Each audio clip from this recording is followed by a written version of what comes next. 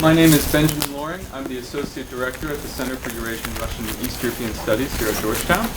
And it's my pleasure to introduce Dr. Malte Rolf, who is Professor of History at the University of Bamberg in Germany. His book, Soviet Mass Festivals, has received the Klaus Mehnert Award by the German Society for East European Studies and the Doctorate Award of the University of Tübingen. It has also just come out in English earlier this year, and it's published by the University of Pittsburgh Press, and we have a copy right here for demonstration.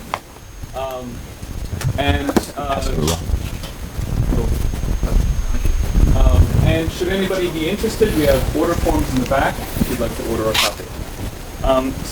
Without further ado, I will turn it over to you, Professor. Thanks so much for the introduction and invitation. Also, it's a great pleasure to be here. Thank you for coming. I'm very glad to have the opportunity to present my book, to be here again after a couple of years. At this point, I should also thank the Mellon Foundation, who kind of got involved with their support to organizing this tour of talks. This is one of it. And in the beginning, I also want to beg your pardon for two things. First of all, I just flew in the other day, now coming in from New York, but I'm still suffering from the jet lag and the climate shock. So be a little bit patient with me. Also, I just spent the last month in the Baltic state, Poland, so with a lot of Russian, Polish, and some Lithuanian on my mind, but no English. So I kind of need to untwist the tongue. Will take maybe a while.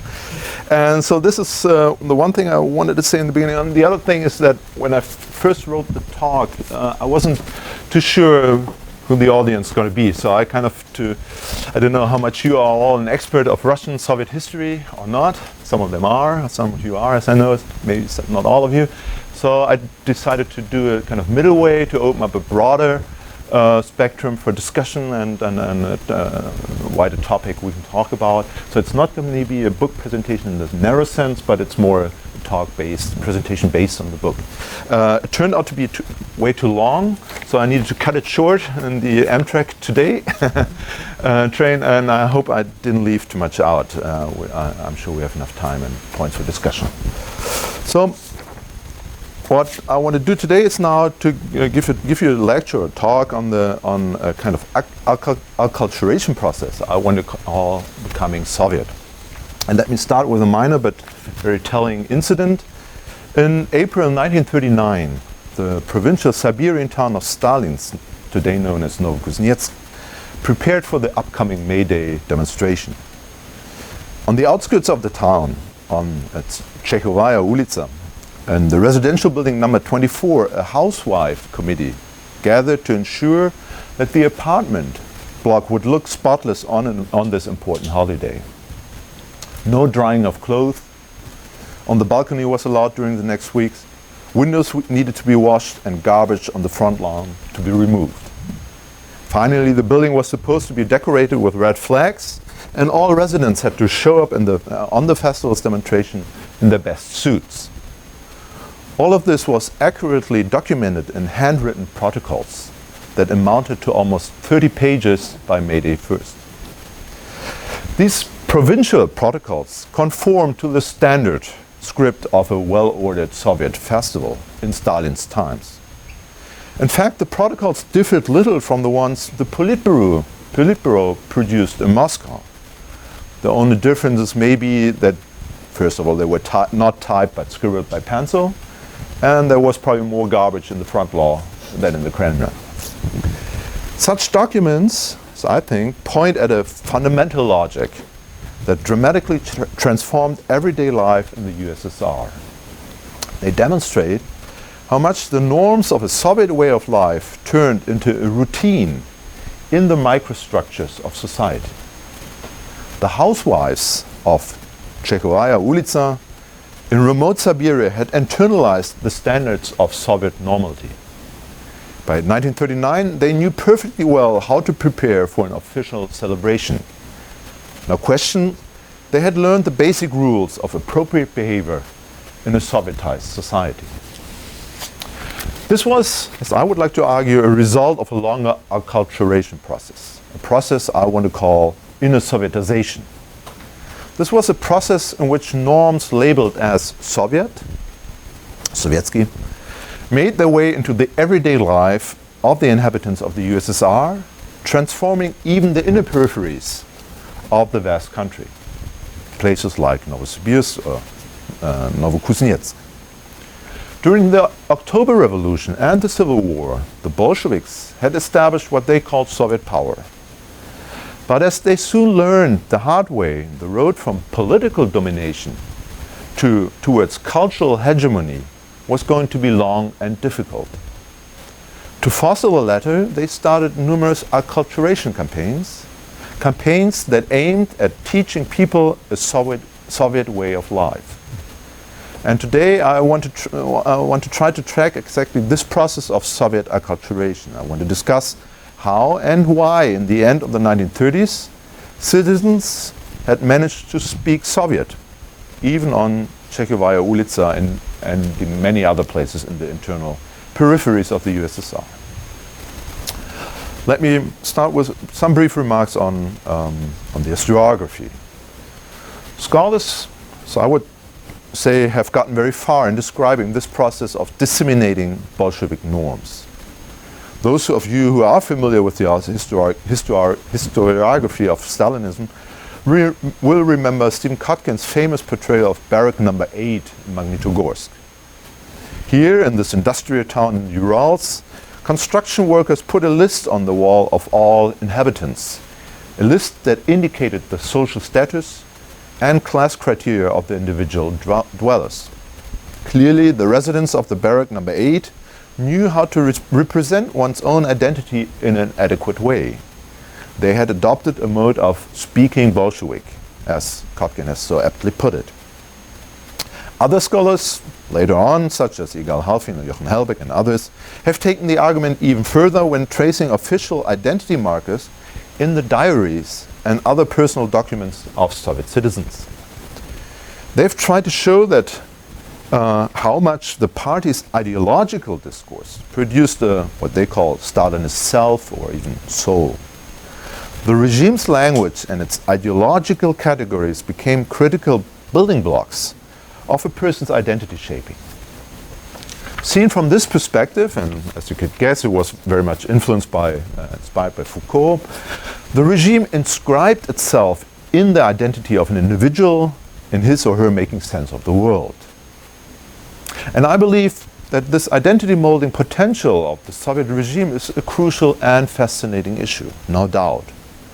But the problem remains that we have very few documents like such diaries these colleagues used. And if I may, which one? I point everywhere. There we go. And if I may draw your attention just to one picture, a picture some of you might know. It's also in the book, and just give you a brief explanation. This is, in fact, a rather depressing image. It's a picture that shows the orphanage of the Interior Ministry in Novosibirsk. So here, children whose parents had been either killed or deported during one of the terror campaigns were brought up and were, as you can tell, Sovietized. The banner reads, "Long live the 1st of May." Although it seems by the image quite obvious that the regime had inscribed itself into the children's bodies, even if you look at it, it would still be impossible to find out if and how these children worked on themselves or not. We will hardly find a diary of any one of them. In general, historians of the Soviet Union under Stalin are faced with a lack of autobiographical sources that allow this kind of inquiry such scholars as Halfin or Helbig have pursued. And one more point on this, one could even go further with a critical assessment of these rare sources as diaries. One could argue that such sources were precisely the place for a Soviet way of self-representation of identity. But yet other, more practical dimension of a person's everyday life might have generated very different ways of interaction or self-perception. So we should be very careful not to privilege diaries as the most genuine source if you want to get a full picture of identity formating in Stalin's times. Identity building in all of its complexity took place not just in first-person writing, but also in forms of social interaction and everyday communication. And this exactly explains my focus today. Rather than discussing how the mental landscape of those few who wrote a diary looked like, I want to investigate the process in which a broader spectrum of society was touched by Soviet standardization. How did Soviet norms manage to shape the social interaction and public communication of a vast majority of citizens? With many of these citizens living, like these children in Novosibirsk, in provincial cities or remote areas, far away from Moscow and the Kremlin. So, to put it short, I want to illustrate how people all over the USSR got accustomed to Soviet forms of public performance. But why, one might ask, is this process of becoming Soviet important for our understanding of the USSR? Might be obvious, but maybe it's worth while thinking about it for a minute. As we know from the history of the nation state, the making of citizens who shared much of a nation's horizon goes a long way in explaining the nation state's stability. In this peasant into Frenchman process, to cite Eugen Weber, nation building worked like a nationwide agenda setting for a society that had been very much fragmented before. The boundaries of the nation became the boundaries of a shared horizon of references for most of the people living in the state. The Soviet Union, as you know, was an extremely diverse multinational empire. So here the challenge of creating such a shared horizon was even a greater one than elsewhere. And the Bolsheviks were quite aware that in the long run, only an internal cultural standardization of the vast country would guarantee their staying in power. Many of the revolutionaries came from the peripheries of the former Russian Empire. They had witnessed firsthand, by first-hand sight, the inability of the Ancien Regime to overcome its complexity and to mold the very many different and diverse subunits into a unified horizon of communication and culture. This is why the Bolshevik social engineering from the outset aimed at creating a standard culture. Moscow's new rulers, after 1917, tried to disseminate even to the margins of the state and society what they first called a revolutionary and then later on a Soviet way of life. But in the 1920s, but in the 1920s, the Bolsheviks had to realize that their power to do so was rather limited. The first post-revolutionary decade turned out to be very frustrating, and much of the Bolsheviks' viciousness in the later years was in fact rooted in this very experience. And let me just give you in the beginning some examples of such limitations. My main case here, and then later on again, will be the official festivals, not only because I wrote the book on this topic, this is also a reason, but also such public rituals are excellent indicators of the regime's potential to mobilize a population and thus of its power to make people relate in one or another way to the officially promoted norms. Also, the festivals themselves were a key feature of the new way of life the regime propagated. And finally, they were a kind of formative institution in the Soviet acculturation process themselves. Or to put it as the Soviet festivals experts had it, they were schools of the streets. Here citizens would learn the appropriate ways of conduct simply by joining the festival crowds. Organizing large mass festivals worked quite well by the end of the 1920s in the metropolitan areas of Moscow and Leningrad. At first, and during the early 20s, festivals like this were rather modest, but in 1927, with the 10th anniversary of the October Revolution, party state leaders and festival experts called for a radical shift.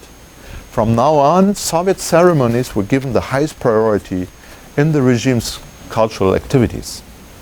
The following years saw a rapid growth in the number of festivals and in the investment of resources. In Moscow or Leningrad, the party state was indeed able to mobilize hundreds of thousands of citizens to participate in such celebrations. Yet the situation in the internal peripheries of the empire was very different. In provincial towns like Voronezh, south of Moscow, you might know, or remote Siberia and Novosibirsk, things look much more complicated. First of all, scarcity places constraints on local mass festivals. In Novosibirsk, for example, even 10 years after the revolution, red flags were rare items. Local organizers complained in 1928 that since people brought along everything that was of red color, celebrations didn't look very impressive, but rather like a carnival. And I've got an image here. Pictures like this, Novosibirsk 1929, may still give you a good sense of just how unimpressive Soviet rituals were at that point of time. The crowd that gathers to watch this strange Bolshevik march was much larger than the Bolsheviks themselves. Indeed, low attendance at celebration was a big problem for the authorities during this decade. The propaganda apparatus struggled with absenteeism during the festival's demonstrations. The percentage of a city's population showing up at these marches was a kind of testing ground for local party members or leaders. Here they needed to prove that they could mobilize large parts of the population. But outside Moscow and Leningrad, only tiny groups of demonstrators would gather. In Tbilisi in 1928, for example, a Bolshevik eyewitness coming in from the center made fun of the local May Day demonstration because there were more cows on the street than participants. And if you look at this picture, this was only a slight exaggeration. Likewise in Voronezh, internal reports noted bitterly that in 1929, the May Day demonstration had attracted only very few enthusiasts, while at the very same time, the Orthodox churches were packed for Easter Mass. And the bitterness of such reports shed some light on the Bolshevik self-perception in these years. Despite their monopoly on political power, they saw themselves marginalized within a society that was hardly influenced by Soviet cultural norms. And this perception, in fact, was largely correct. And the radicalism of the Bolsheviks' cultural revolution of the 1930s, I would argue, was rooted in this very experience of their own marginality and frustration during these years. So the impact of the sad state of Soviet festivals in the late 1920s should not be underestimated. On May 1st, everyone could see how the party state performed in mobilizing people, especially when Eastern celebrations were taking place literally next door. And party leaders themselves were quite aware that the struggle over the streets and public places reflected the basic struggle over the regime of the regime over cultural hegemony.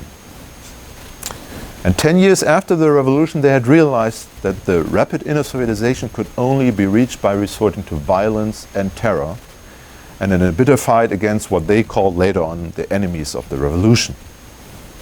And in the following years, anyone who did not show up at a demonstration turned from a mere absentee into a potential opponent of the regime. And from here on, it was only a small step towards the labeling of an enemy of the people, who became omnipresent during the years of terror during the second half of the 1930s. The period of the so-called Cultural Revolution of the following years, from the years between 29 and 32, and the following decade of Stalinism, in this respect were, as I would argue, very much alike.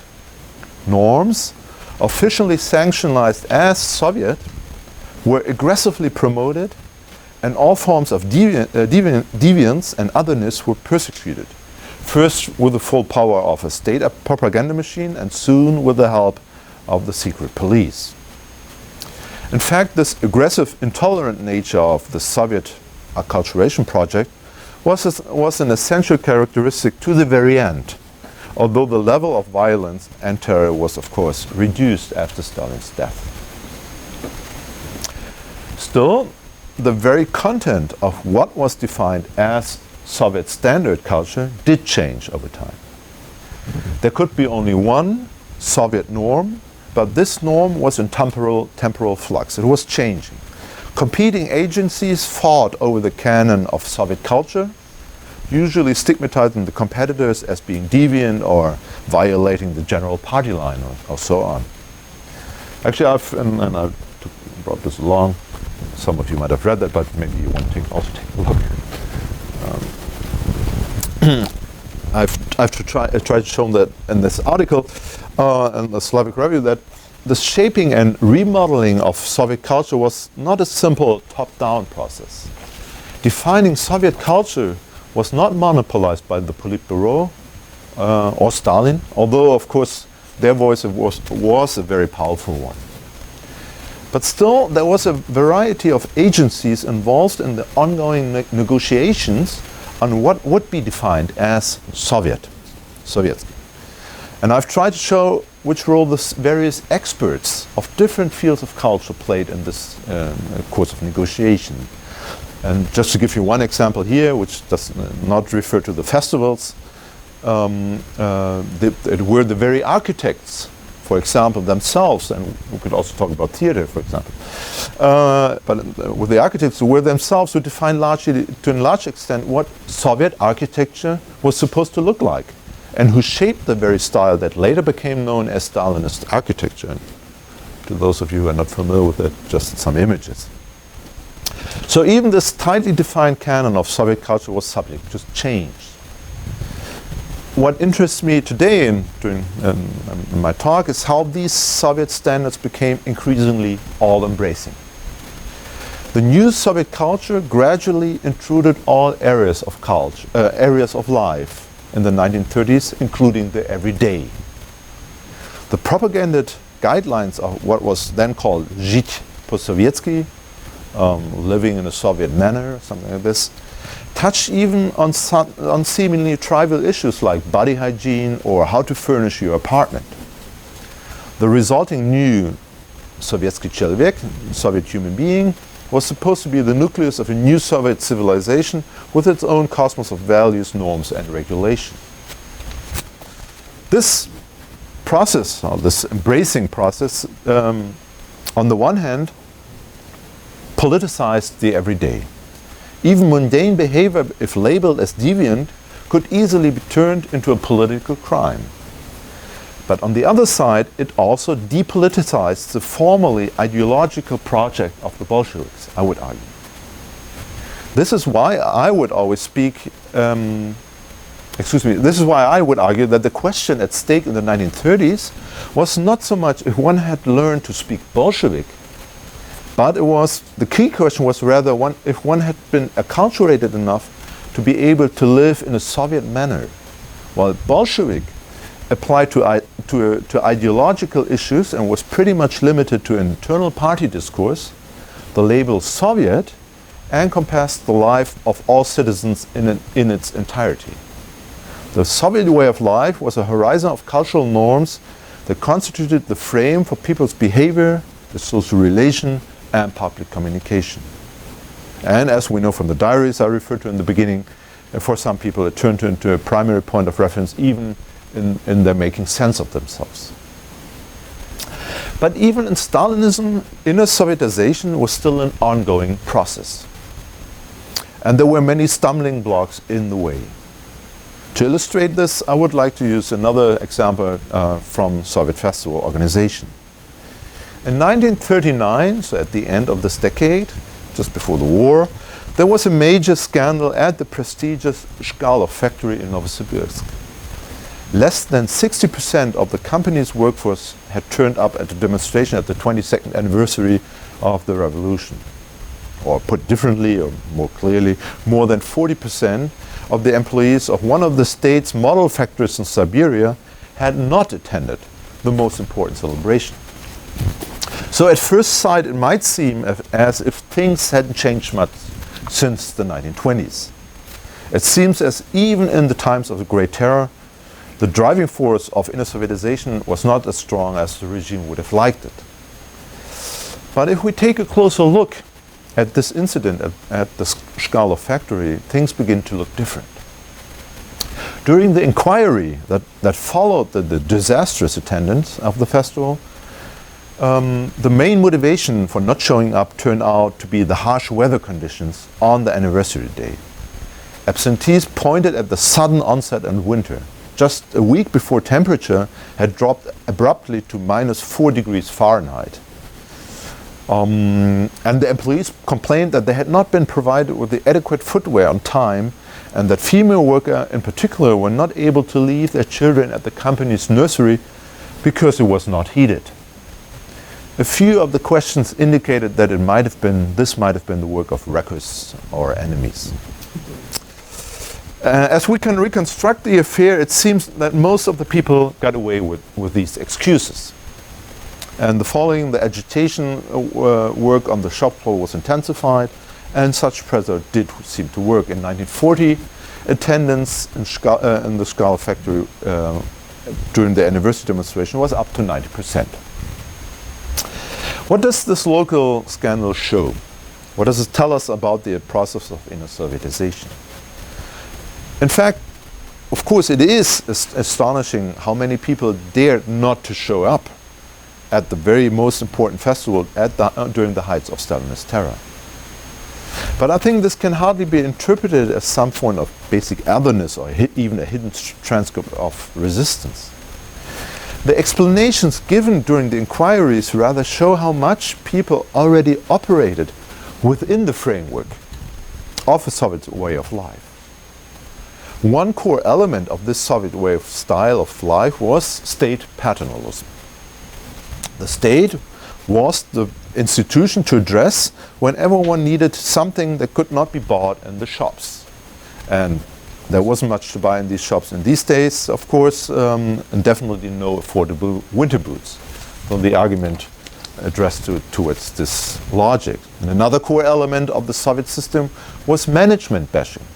Since the 1920s, the authorities promoted a culture of denunciation directed at subaltern bureaucrats. This culture blossomed during the Great Terror in the years of 37 to 39. In these years, Soviet citizens were encouraged to write complaints and to unmask wreckers wherever they saw them, and many of the citizens followed this call. So clearly the regime-sponsored arguments, the state falling short of its paternalistic obligations due to bad local management and possibly even due to the activities of wreckers, this logic had been perfectly internalized by the employees of the Skala factory. Thus, the scandal rather shows how well shop floor workers had already learned to express themselves accordingly to the Soviet hierarchy of values.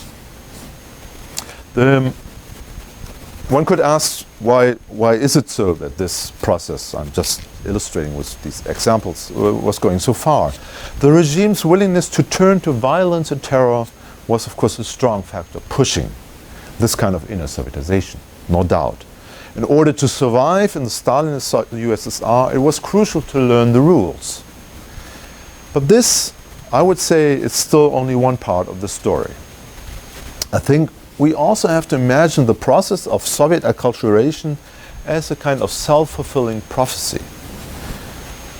We here have a self-accelerating dynamic that changed the context of people's lives. In the 1930s, the party state apparatus expanded rapidly. It shows how the gradual Sovietization of space radically changed the physical environment in which people lived in the Soviet Union. Official discourse promoted the image of a path towards a brighter future. Most of you know that. Even single new Soviet buildings or other reshapings of urban space were portrayed as representations of the future. The narrative promised in future it would look like this everywhere for everyone. This utopian discourse had older roots, but it became more convincing as the life world around did change. More and more was changing during the 1930s. It did make a difference, I would argue, if Soviet festival organizers in the 1920s had to cover pre-revolutionary buildings with a couple of red flags in order to stage a Soviet surrounding, or as if they could do in the 1930s, could let people march on a newly built Stalin Avenue against the backdrop of Soviet architecture. By the end of the 1930s, they could present such Sovietized spaces even in distant reaches of the empire. And if we just compare two images, like this one, and this is the early 1930s in Novosibirsk, and that's 1934. Just comparing these two images, the change becomes obvious. The first picture depicts a wasteland where it still serves as a stage for Soviet festivals, while the second image gives you an idea what the Soviet center in Novosibirsk was going to look like, even though in 1934, of course, this was an ongoing process of urban Sovietization. This Soviet propaganda worked, so I would like to argue, as a self-fulfilling prophecy, as follows. The more a Soviet cultural environment gained in intensity, the more the regime's promise of a complete Sovietized future won plausibility. In such an atmosphere, it was a heavy burden to be excluded from those to whom belonged much of the present and all of the future. Anyone not able or not willing to speak or act Soviet was doomed to live on the margins of society. And even those who were critical towards the Stalinist system had to relate to this process of inner Sovietization in one way or another. And here, and this is already my final point, I hope I'm still in time, I think. Yeah? I do want to refer to autobiographical writings of that time, even not interpreting them as logbooks of the self, as some colleagues have done. What interests me here more is how these authors of diaries describe the everyday and how much this reflects a changing Sovietized life world. Consider the example of Mikhail Shabatin, who lived in the small town of Ryazan in those days. His diary covers the 1930s. And it's an interesting piece since it portrays everyday life in provincial Russia during Stalinism. And it also allows deep insights into the growing intensity of a Sovietized cosmos of interaction and communication. There was hardly a week in Shabatin's life without some contact with the authorities. Hardly a day in which he was not forced to engage in some kind of Soviet speak or Soviet enact. Shabatin described much of these encounters without any traces of feelings of alienation. The picture that emerges from his diary is more one of a Soviet normality, a normality beyond wonder or doubt, since it belonged to the realm of the unquestionable and inevitable. Sovietization, as it emerges from his diary, worked on a very basic level of perception orientation, on important dimension as the order of space or time, for example. And I want to take these two examples as an example for the argument. For instance, Shabatin often commuted to the newly built Soviet center of the town. Although places like Ryazan, Voronezh or Novosibirsk were small and rather neglected in comparison to Moscow, even here, Soviet city building of the 1930s resulted in a radical transformation of urban space. Everywhere, the very center of town was relocated, often moving the center from an old towards a new center, Soviet center, with a Lenin Square or a Stalin Square and a statue as the new focal point of the urban topography.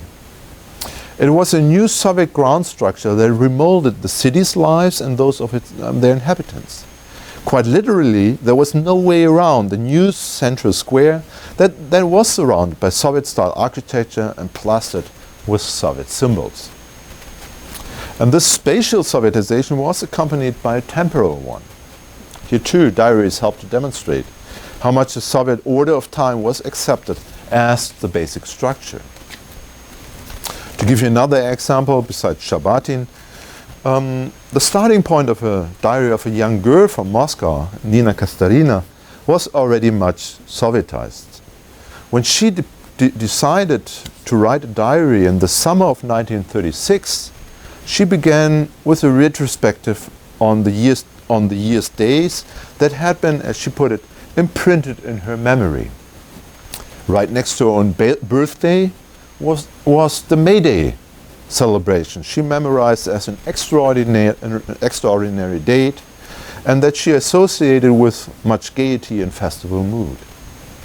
So in the 1930s, the Soviet holiday had made it into the inner circle of outstanding time spaces for a story a young girl tells us about her life.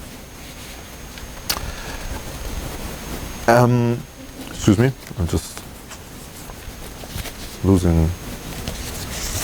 lost track because of cutting out pieces. Yes, the argument goes that this even holds true for those diary authors who were critically assessing the party state during the 1930s. And there were quite a few of them. Quite a few of the diaries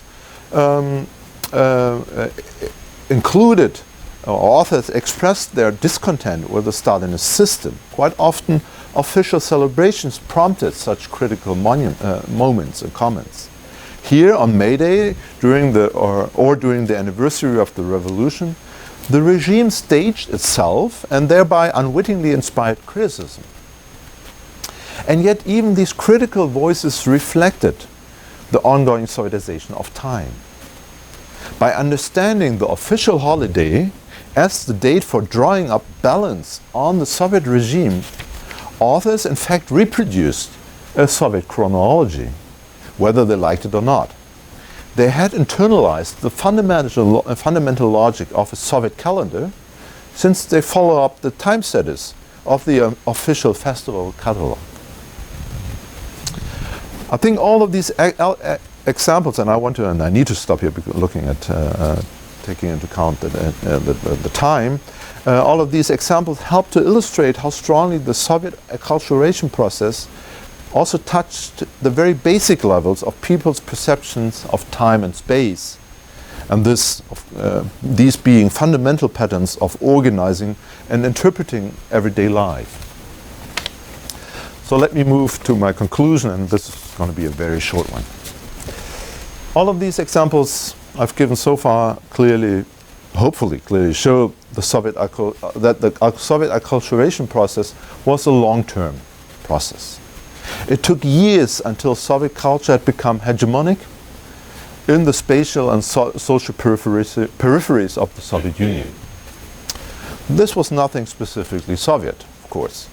Weber's peasant entrenchment process, as you might know, also needed some 15 years.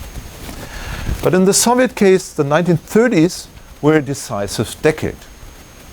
Most of the key elements of a Soviet way of life were shaped in these years and stayed untouched even after the war. Also, I have argued, only in the 1930s did a Soviet life world gain the intensity that was necessary to force a majority of the population into a Soviet frame of reference. No doubt, the violence and terror of Stalinism played a crucial role here. Learning how to speak or behave Soviet under these circumstances was a tool of survival. Thus, in the 1930s, the vast and diverse cultural landscape of the USSR became more and more streamlined by Soviet standards. This process of acculturation continued in the post-war years. In the long run, inner Sovietization reshaped the framework in which cultural practices could operate. By remodeling the basic structures of the life world, Soviet acculturation defined the boundaries of the field in which people lived and interacted. Becoming Soviet did not mean that everyone became alike. Of course, in many respects, the Soviet citizens remained multifaceted and complex personalities. It meant that most of the people still accepted the limits of this field of interaction. It meant that Soviet normality had become an unquestioned part of their everyday life. Thank you for your attention.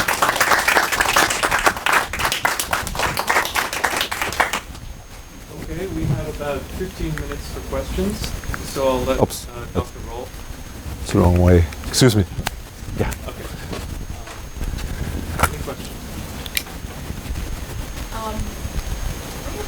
couple of questions, and they'll.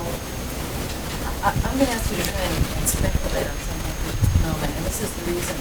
I've read part of your book. Mine was sent around an email, and you said this was available, so I really have logged it and you're interested in. And I'm interested in some parallels. Mm-hmm. I went to Sochi and went there for 4 days, and it was with the intention of writing about it. During the Olympic Games or something? Okay. I went there the first 4 days, primarily actually to see the opening ceremony. Mm-hmm. And I've been struggling with how to write about it, because so much has been written about it. And indeed, until I really started going into the literature about it, in English and in Russian, I didn't realize what sort of baggage Sochi was carrying as a festival and as a cosmic perspective. And of course, the IOC also uses that language, celebration of sport. But I was really interested to read in the book that about the importance of the word cosmic and how that's used. Now, I already know that there are many, many differences between the transatlantic studies that we're talking about and the kind of thing that Sochi was. But there are also some parallels. And I'm wondering if you could speculate on what any of those parallels might be. I have some ideas myself, but I'm curious as to whether you see any of that. And the first time this occurred to me actually was when I was watching the opening ceremonies, because of the extraordinary choreography of the numbers with these sorts of these kind of mass spectacles that were done, borrowing from Meyerhold, but not acknowledging the borrowing and things of that sort. But these absolutely synchronized dancers, right, and masses of them, not just one or two. And that was the first thing that got me thinking about it. And then, so I'm sort of wondering whether you might speculate on that a little. And what you just said too about, which is interesting to me a lot, not just about the Olympic Games themselves, but about the remaking of Sochi, the new city. And you talked about Sovietization of space, and it's clear that there was a repurposing of Sochi and a rethinking of the way to use the space of that area, of greater Sochi. Okay. Shall we collect questions? Or Okay. I have another question about change over time. okay, so maybe that connects well. Yeah. Because I'm wondering how you would deal with, you seem to present a kind of single screen, long-term process in a Sovietization, and it has its differences. It becomes much more coercive and massive in the 30s. But I'm wondering how you deal with the question of breaks and discontinuities especially in the content of festivals. For example, the famous Revolution Day Festival in 1919 in Petrograd, where 1/4 of the population reenacts the storming of the Winter Palace. That's both kind of proletarian in the sense that it's the workers, and it involves mass participation and enthusiasm. And I got the sense that it becomes much more ritualistic. And it's obligatory in the 30s. And I'm wondering in particular also if obligatory rituals which might seem to persist in form even after the war and this long-term process. But there's so many other changes going on in Soviet culture. The early collectivism is definitely modified. You get consumerism in the 30s, and those kinds of changes might not be represented in these kinds of rituals. Okay. Can I directly respond, because I think it's a very important issue, and I'll start with this, and then don't forget your questions. And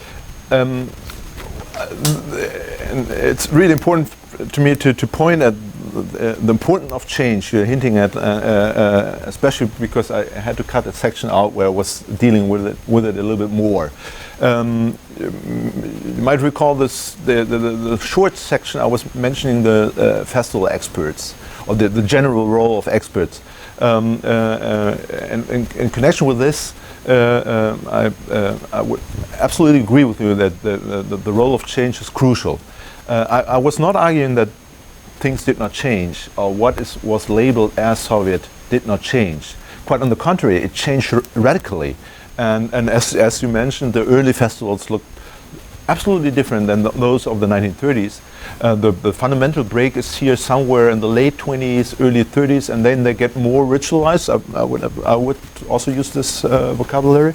And in fact, they stayed in this very ritualized way, as in a sense they stayed very much untouched until the very end. Even Gorbachev uses them.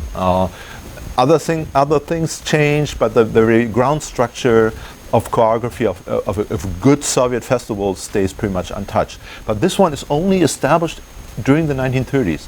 So there is a fundamental break towards the 1920s, and you just mentioned one element. There's this the element of enactment is getting lost.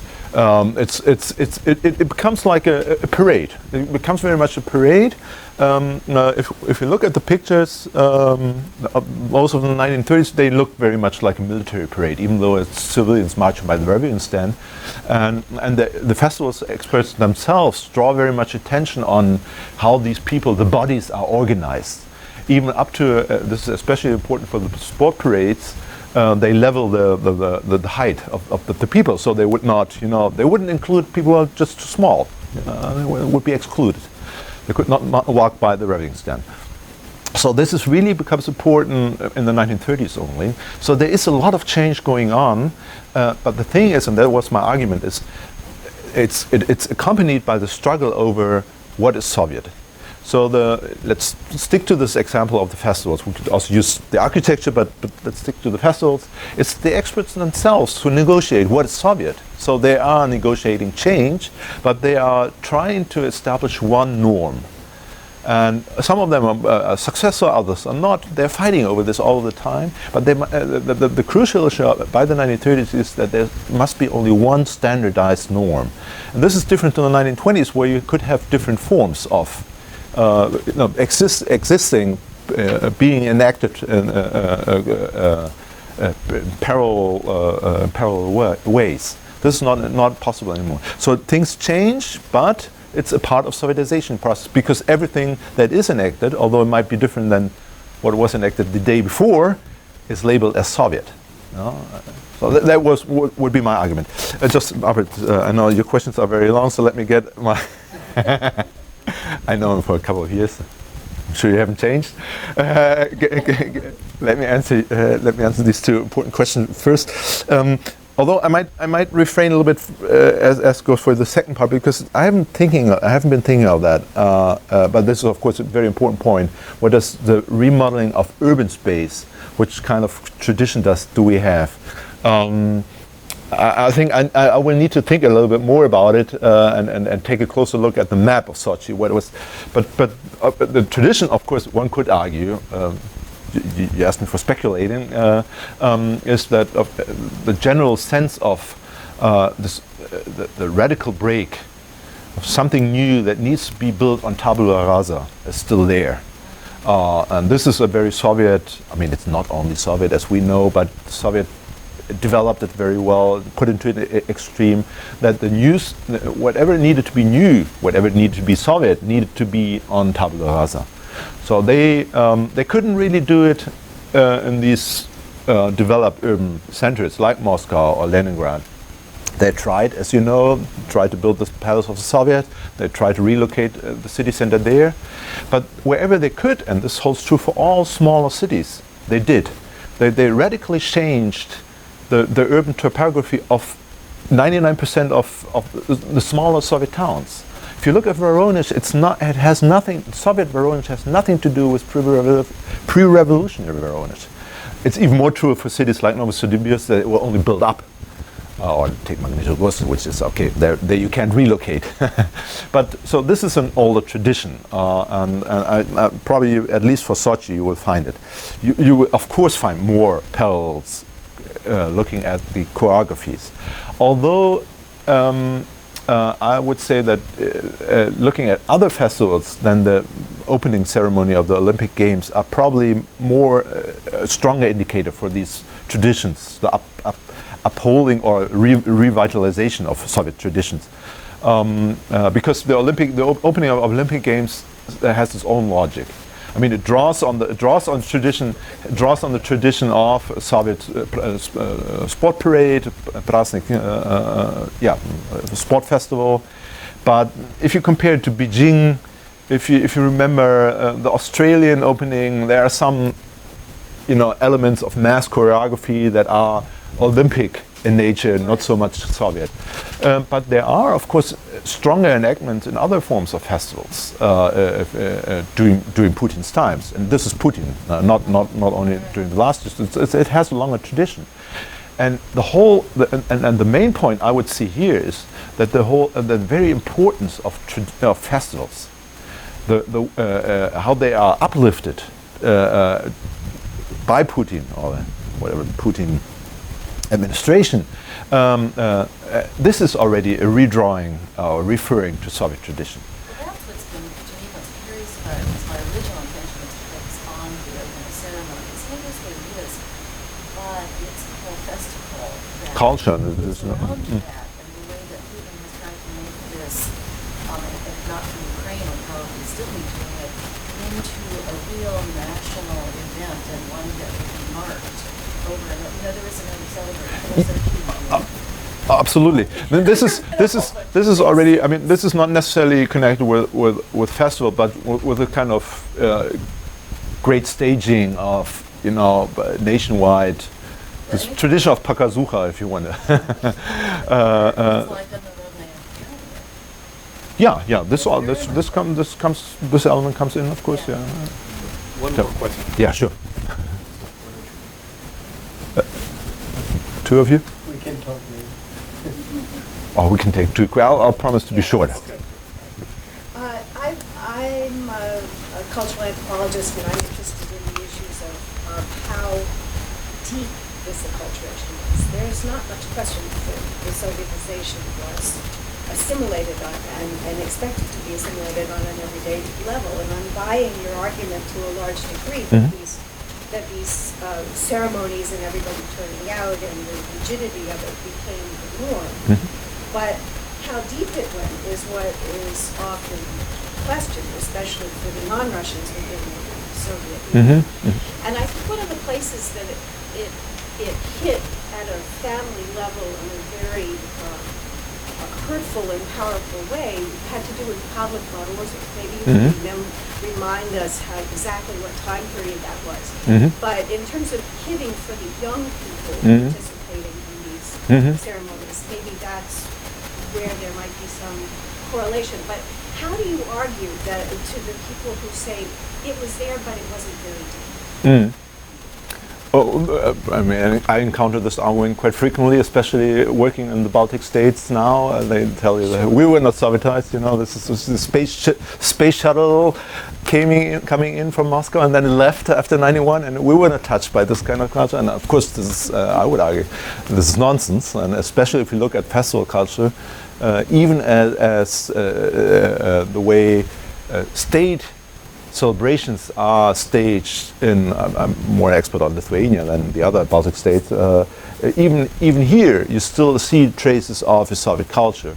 And more interestingly, if you look at the time span of the 1980s during the national movements, the opposition movements, the way choreography was used against the system reflects much of a Soviet way of organizing festival.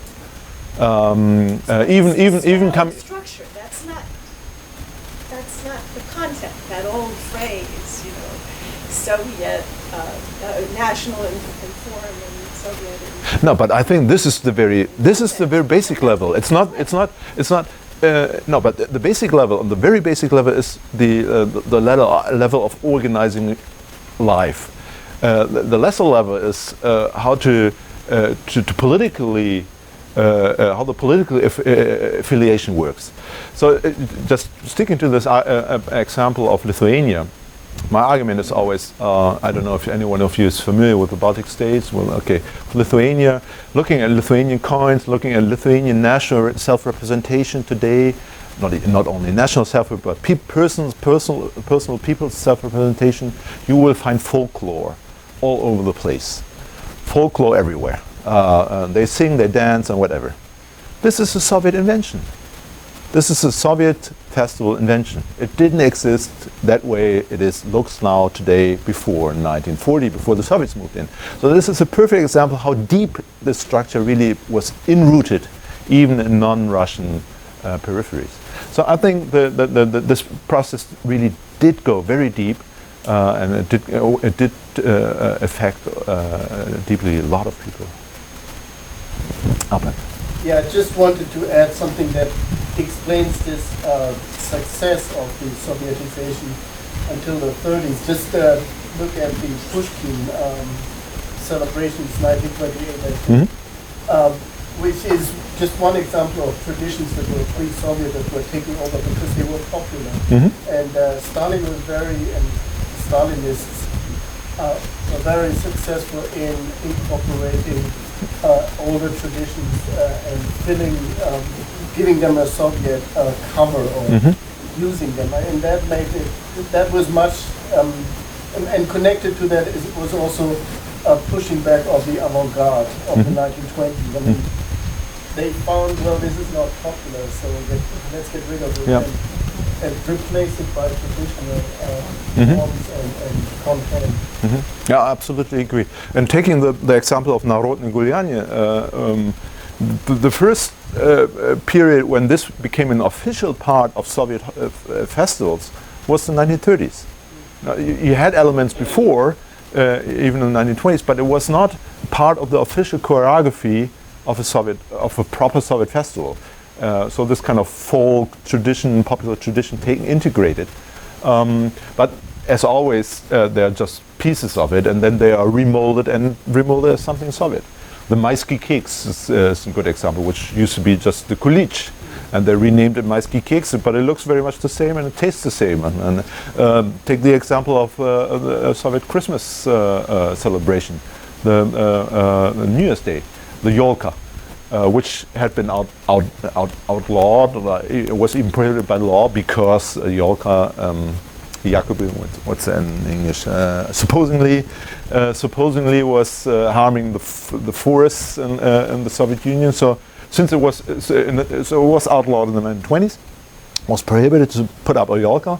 But then it was reintroduced in 1935, and not on Christmas Day, of course, but on the New Year's Day, and they're called Krasna Yolka, so they call it Red Yolka, and there are very many of these examples. You could Harvest Day, Maria Pakrov, which was called the Soviet Harvest Day, and then later on Soviet Day of Collectivization, which had nothing to do with harvest, as we know.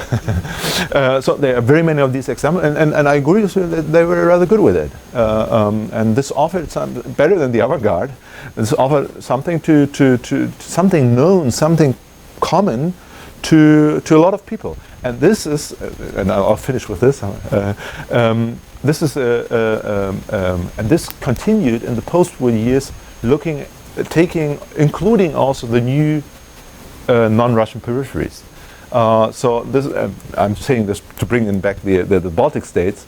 They did the very same with national tradition. This kind of national communist culture they built up, and they called Soviet, Stalinist culture, was taking up, integrating very much of traditional national folk elements, remolding it, sometimes even inventing them new, like the folk from Lithuania. Okay. Please join me in thanking Dr. Rolf. Thank you.